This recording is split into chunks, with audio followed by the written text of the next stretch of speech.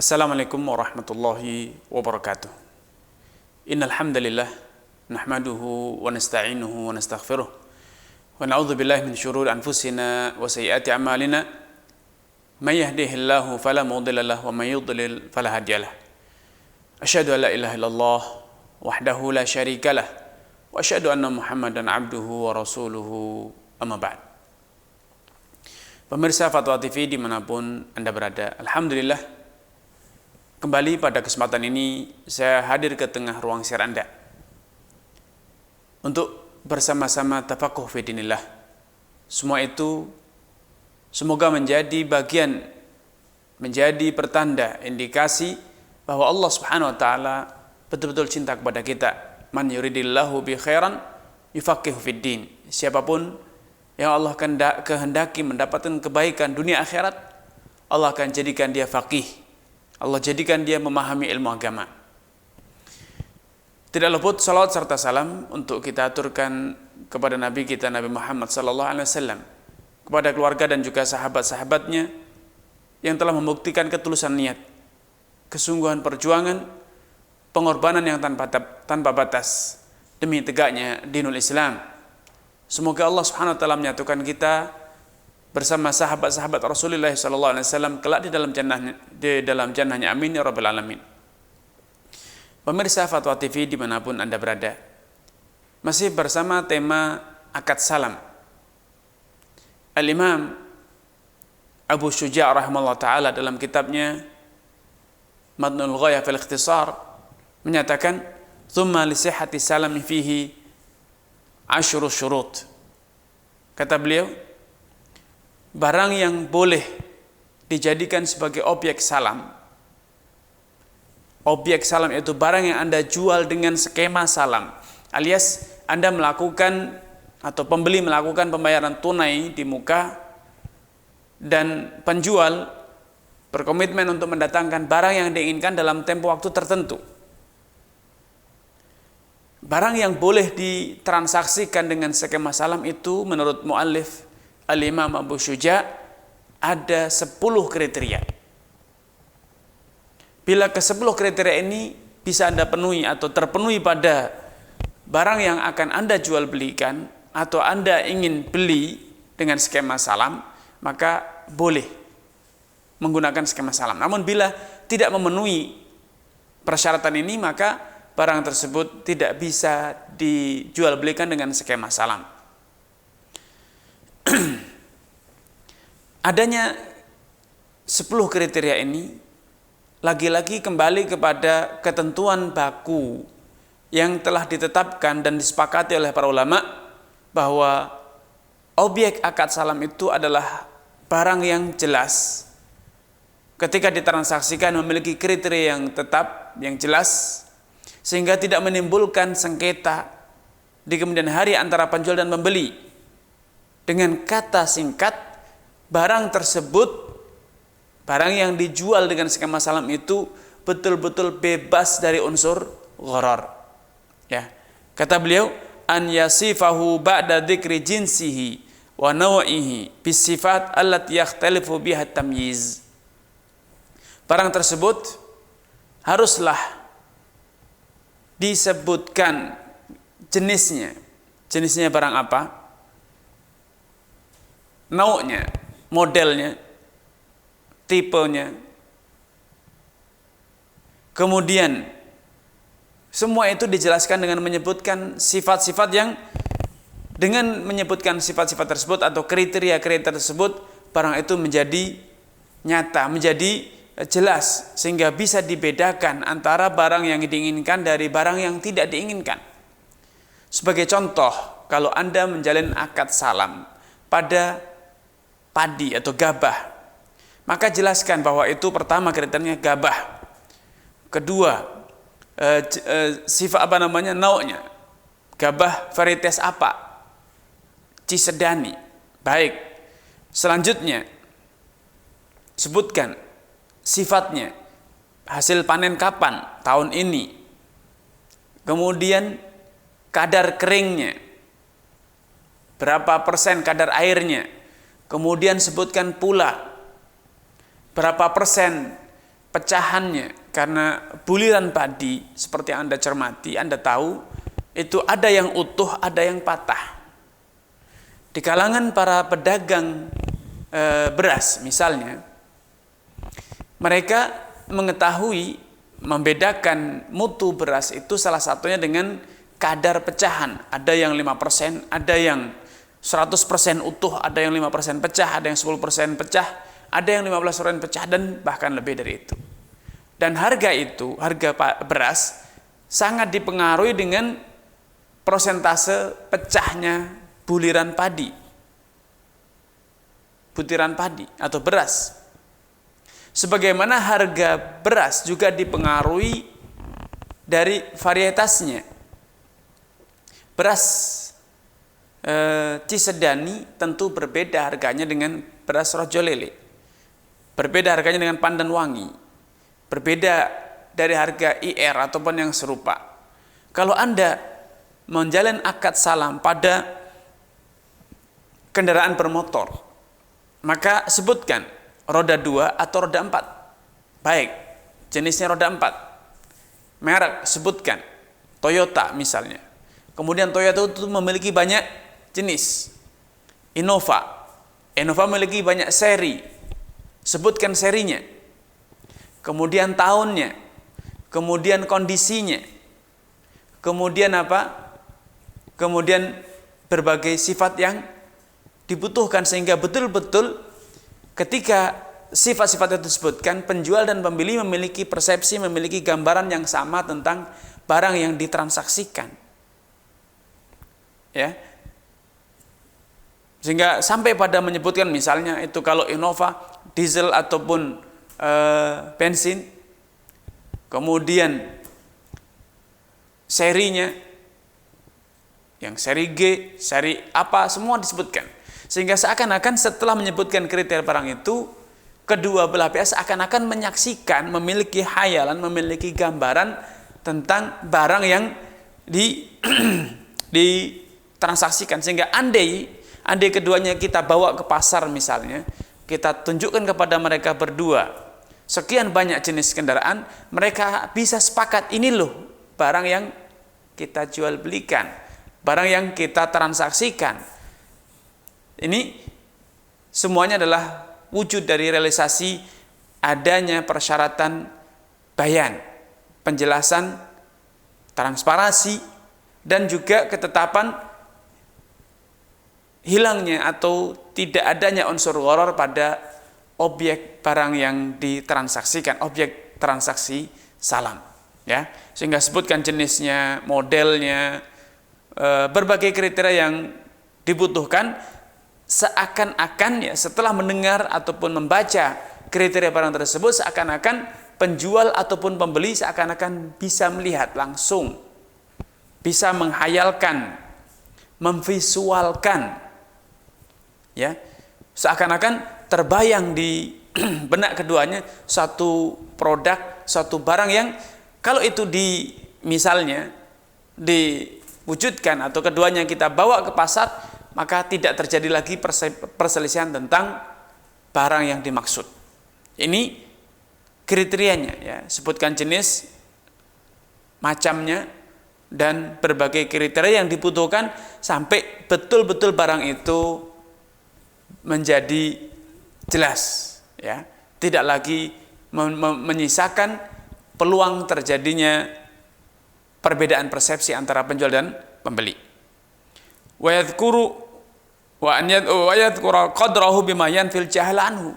Kemudian syarat selanjutnya, barang tersebut disebutkan jumlahnya, kadarnya, berapa yang dibutuhkan. Kalau itu gandum, korma, beras, gabah atau kedelai, maka sebutkan kadarnya, 1 kilo, 1 ton, 1 karung, 1 kuintal, atau berapapun. Silahkan menggunakan satuan kadar yang disepakati. Bisa dengan volume, liter, atau drum, barmil, atau yang lainnya. Sebutkan pula kalau itu kilonya, kalau itu meteran, satuannya adalah meteran, maka sebutkan semeter, 2 meter, 10 meter. Kalau itu kriterianya adalah satuan, maka sebutkan berapa biji. Kalau Anda menjalin akad salam pada elektronik misalnya, berapa biji, berapa unit. Kendaraan berapa unit. Semuanya sebutkan. Sehingga tidak menimbulkan apa? Perbedaan persepsi di kemudian hari. Sehingga setiap barang yang ditransaksikan dengan skema salam harus dijelaskan kadarnya dengan satuan yang disepakati, satuan yang difahami oleh kedua belah pihak. Sehingga tidak lagi menyisakan ruang untuk terjadinya perbedaan persepsi. Ya, perbedaan persepsi, sehingga ketika jatuh tempo penjual bisa mendatangkan barang dalam kadar yang sesuai dengan yang diinginkan oleh siapa? Pembeli. Tidak lagi terjadi perbedaan persepsi. Wa in kana muajjalan dzakara waqta mahillihi, dan kalau akad salam itu menggunakan tempo tertentu, ya, maka harus dijelaskan kapan jatuh temponya. Tahun, bulan, minggu, hari, tanggal, jam, kalau perlu menit. Ya. Sebutkan secara tuntas sehingga penjual ataupun pembeli memiliki kejelasan kapan akan mendapatkan barang dan kapan harus menyerahkan barang. Karena secara de facto harga barang, tradisi masyarakat, harga barang itu dipengaruhi dengan apa? Dengan panjang dan pendeknya tempo serah terima barang. Kalau Anda membeli barang dalam tempo yang panjang, 1 tahun, 2 tahun, biasanya penjual akan memberikan harga yang lebih murah. Tetapi ketika temponya itu pendek, bisa jadi harga tunai dan harga berjangka tidak berbeda. Ya, makanya jatuh tempo serah terima barang harus disepakati agar tidak menimbulkan perselisihan dan sengketa di kemudian hari. Dan telah dijelaskan sebelumnya bahwa dalam mazhab Syafi'i salam itu ada 2 model, salam tunai dan salam yang non tunai. Salam tunai itu ketika Anda mentransaksikan suatu barang dengan kriteria pembeli melakukan pembayaran tunai di saat yang sama, di majelis yang sama, kemudian penjual baru mendatangkan barang, seperti yang terjadi pada jual beli elektronik semisal HP misalnya. Ketika Anda bertransaksi, datang ke toko HP, Anda tidak disuguhi, tidak ditunjukkan barang yang akan Anda beli. Anda hanya ditunjukkan sampel barang, deskripsi barang, bahkan mungkin alat demo, hanya alat untuk mendemokan barang yang Anda beli. Ketika Anda sudah deal, bahkan melakukan pembayaran, baru barang yang Anda beli ditunjukkan kepada Anda, dibuka segelnya, dipaparkan di hadapan Anda, dan kemudian barang tersebut diserah terimakan. Ya. Atau sering pula pembeli ketika melakukan transaksi, dia hanya menggunakan sampel barang, gambar barang, deskripsi barang, kemudian Anda melakukan pembayaran tunai. Setelah Anda melakukan pembayaran tunai dalam tempo waktu yang sangat pendek, 1 jam, 2 jam, toko tempat Anda membeli segera mengirimkan barang ke rumah Anda. Tempo yang sangat pendek ini masih dikategorikan sebagai salam yang tunai. Kenapa? Karena tempo itu tidak memengaruhi harga dan juga terlalu pendek. Ya, terlalu pendek. Seperti ketika Anda jual beli mebeler, meja, kursi, almari, ranjang, kasur, dan yang serupa. Anda datang ke toko mebel, Anda hanya disuguhi gambar katalog barang, dan kadangkala Anda juga dipersilahkan melihat sampel barang yang sudah dipajang di toko tersebut. Tetapi ketika Anda melakukan transaksi, melakukan pembayaran lunas, Anda menerima nota pembayaran, maka ketika Anda pulang, di belakang Anda sudah mengikuti kendaraan pengangkut barang. Dari mana keluarnya barang itu? Bukan barang yang ditunjukkan kepada Anda di saat transaksi, tetapi toko akan mengambil barang dari gudangnya yang perlu dirakit terlebih dahulu sesampainya di rumah Anda. Masih banyak bagian-bagian dari mebeler tersebut yang dilepas alias partisi. Sehingga ketika sampai di rumah Anda baru barang-barang tersebut dirakit untuk kemudian menjadi sofa, menjadi kursi, menjadi meja, menjadi almari atau yang lainnya. Ini model akad salam tunai, ya. Dan dalam mazhab Syafi'i juga ada akad salam atau diakui adanya akad salam yang berjangka. Intinya, kedua model ini dalam mazhab Syafi'i diakui, dibenarkan, dan secara tinjauan dalil kedua-duanya juga sah alias boleh. Tidak ada dalil yang melarang salam tunai. Sehingga persepsi sebagian orang yang mengatakan bahwa salam itu harus ada tempo yang panjang dan harga pembayaran itu harus berbeda antara tunai dengan harga non tunai, itu semuanya tidak tepat. Tidak ada dalil satupun yang mengharamkan salam tunai. Tidak ada satu dalil pun yang mengharuskan bahwa harga tunai serah terima barang seketika harus berbeda dengan harga salam yang serah terima barangnya setelah tempo tertentu. Tidak ada dalil sama sekali. Yang ada itu hanya sebatas hikmah. Ya, sebagian ulama menganalisa hikmah disyariatkannya akad salam, yaitu pembeli seringkali, saya katakan seringkali, mendapatkan harga yang lebih murah. Kenapa? Karena murahnya harga, potongan harga tersebut sebagai kompensasi atas tempo waktu serah terima barang. Namun secara tinjauan dalil tidak ada yang mengharuskan itu. Bahkan andai pun harga salam lebih mahal dibanding harga tunai, yaitu ketika Anda melakukan pembayaran, penjual langsung menyerahkan barang, lebih murah dibanding bila Anda melakukan pembayaran hari ini, barangnya baru diserahkan setahun yang akan datang, sebulan yang akan datang. Berbagai model ini tidak masalah, semuanya sah secara tinjauan syar'i, karena hukum asal transaksi jual beli itu adalah halal. Wa halallahul bai'. Dan Allah itu menghalalkan semua jenis jual beli, kecuali jual beli yang jelas-jelas ada dalil melarangnya. Itu urusan lain. Tapi selama tidak ada dalil yang melarang, maka hukum asal dalam transaksi jual beli muamalah, hukum asalnya adalah boleh. Kemudian al-muallif mengatakan wa an yakuna mawjudan indal istihqaqi fil ghalib, dan hendaknya barang yang menjadi objek salam tersebut, objek akad salam itu secara tradisi ada, tersedia dengan banyak di saat jatuh tempo.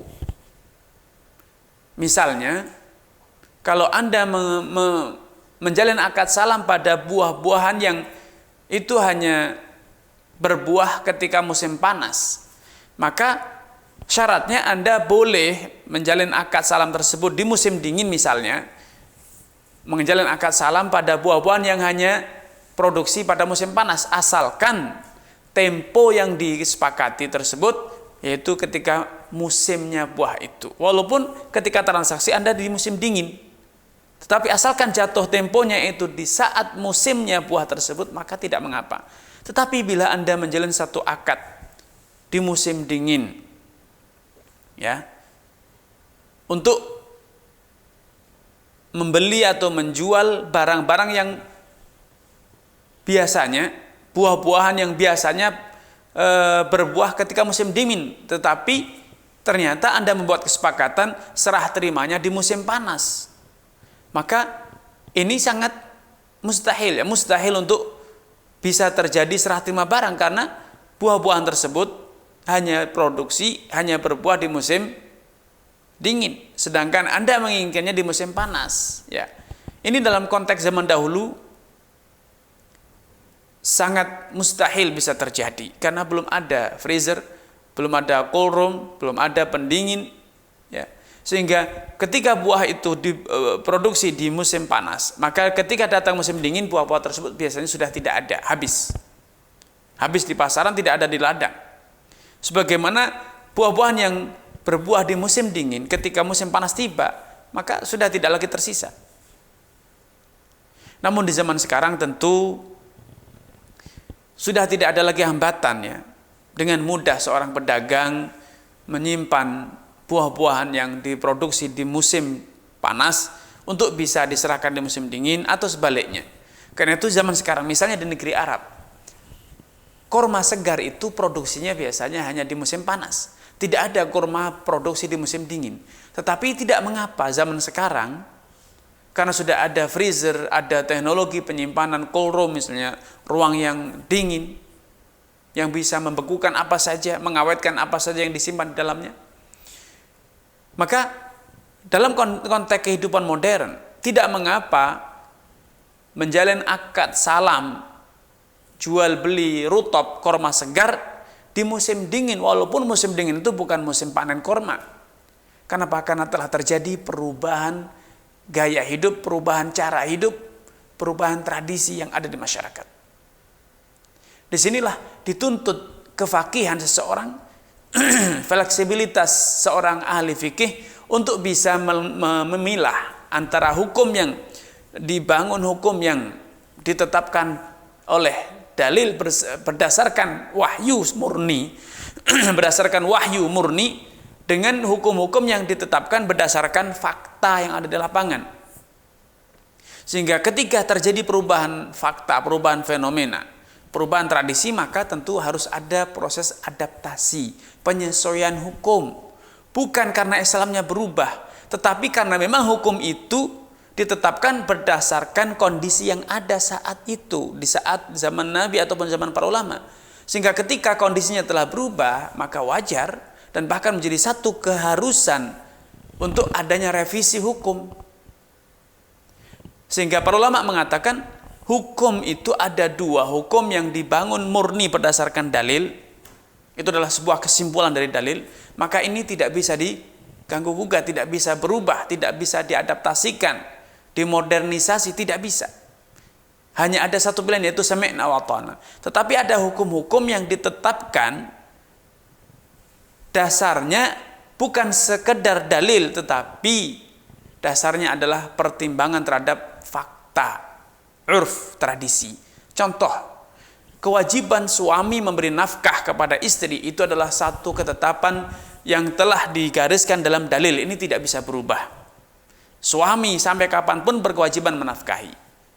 Tetapi apa bentuk nafkahnya? Kurma, gandum, atau beras dan sagu. Ketika kita mengkaji literasi para ulama yang tinggal di negeri Arab, kita akan dapatkan bila suami itu sudah memberikan nafkah berupa kurma, gandum, maka dianggap sudah memberi nafkah. Tetapi di negeri yang mengkonsumsi beras, mengkonsumsi jagung, mengkonsumsi sagu, ketika diberi 1 kilo kurma, suami memberi nafkah makan kepada istrinya 1 kilo kurma sekali makan, sehari 3 kilo kurma, maka dianggap belum memberi nafkah. Kenapa? Karena tradisi masyarakat setempat tidak mengkonsumsi kurma sebagai makanan pokok, tetapi mengkonsumsi beras, nasi. Sebagaimana halnya di negeri-negeri yang atau di masa dulu ketika masyarakat Arab membangun rumah dari tanah liat, maka ketika suami telah membangunkan rumah, menyediakan rumah terbuat dari tanah liat untuk istrinya, itu sudah dianggap sebagai memberi sukna, rumah tinggal. Tetapi di negeri-negeri yang rumahnya itu terbuat dari kayu, ketika suami itu membangunkan rumah dari tanah, maka dianggap belum memberikan rumah yang layak. Ya, demikian pula sebaliknya. Sehingga ketika kita membaca literasi fikih yang terkesan tidak relevan lagi dengan perkembangan zaman, maka memang seringkali perlu adanya modernisasi ketentuan hukum Namun perlu diingat, yang dimodernisasi itu bukan hukum yang telah ditetapkan dalil, tetapi hukum-hukum yang berkaitan, hukum-hukum yang berputar sekitar atau seputar aplikasi dari suatu hukum, suatu ketetapan syariat. Ya. Itulah yang akan mengalami perubahan, ya. Wa an yuzkara fi mawdi'i wa an yuzkara mawdi'a qabdihi, dan di antara hal yang perlu disepakati dalam akad salam adalah tempat serah terima barang. Karena bisa jadi Anda beli barang di kota Jakarta, ternyata Anda menginginkan penjual menyerah terimakan barang di kota lain. Alias Anda mensyaratkan kepada penjual untuk menanggung biaya pengiriman barang. Sehingga ketika serah terima barang itu di kota, di negeri, di daerah yang berbeda dengan tempat terjadinya transaksi, maka harus ada kesepakatan di manakah barang itu akan diserahkan. Bahkan sampai pun di satu kota yang sama, bisa jadi Anda di ujung timur kota sedangkan penjual berada di ujung barat. Ini perlu ada kejelasan di mana Anda akan menerima. Apakah Anda akan mengambil sendiri di toko di saat jatuh tempo, atau Anda meminta kepada penjual untuk mengirimkan barang ke tempat kediaman Anda atau ke tempat yang Anda tuju. Ini semuanya harus dijelaskan. Apalagi bila perbedaan tempat serah terima itu membutuhkan fasilitas, kendaraan, bahkan membutuhkan biaya. Maka salah satu ketetapan yang harus Anda jalani adalah, Anda penuhi adalah menjelaskan tempat serah terima barang. Dan syarat selanjutnya yang ke-9 dan ke-10, wa an yakuna thamanu ma'luman wa an yataqabada qabla tafarruq wa an yakuna al-'aqdu najizan la yadkhulu khiyaru syarat. Ya. Hendaknya nilai transaksi salam itu betul-betul nilainya jelas dan terjadi pembayaran lunas di saat transaksi, tidak lagi ada penundaan sedikit pun, karena memang namanya salam, akad salam itu diambil dari kata salama yusallimu yang artinya menyerahkan uang pembayaran. Sehingga dalam akad salam tidak ada opsi DP, tidak ada opsi cicilan. Betul-betul harus lunas di saat transaksi. Kemudian syarat terakhir, akad salam itu akad yang final, alias tidak boleh ada khiyar. Dengan mengatakan misalnya, saya membeli produk ini dengan skema salam, ini pembayarannya, tetapi saya ada kemungkinan membatalkan akad dalam tempo waktu sebulan atau sepekan atau yang lainnya. Tidak boleh ada khiyarus syarat dalam akad salam, karena menjadikan khiyar syarat ini menjadikan akad salamnya tidak menentu, ya, tidak menentu, dan itu tidak sejalan dengan kewajiban menghindari gharar dalam akad transaksi salam ataupun yang lainnya. Sehingga sekali lagi perlu ditekankan, dalam akad salam tidak boleh ada opsi, ada persyaratan khiyarus syarat, mengajukan hak pembatalan akad setelah transaksi, tidak boleh ada itu. Sehingga salamnya, akad salamnya betul-betul akad yang final. Ini ke-10 kriteria barang yang boleh ditransaksikan dengan skema akad salam. Kurang dan lebihnya mohon maaf. Billahi taufiq wal hidayah. Wassalamualaikum warahmatullahi wabarakatuh.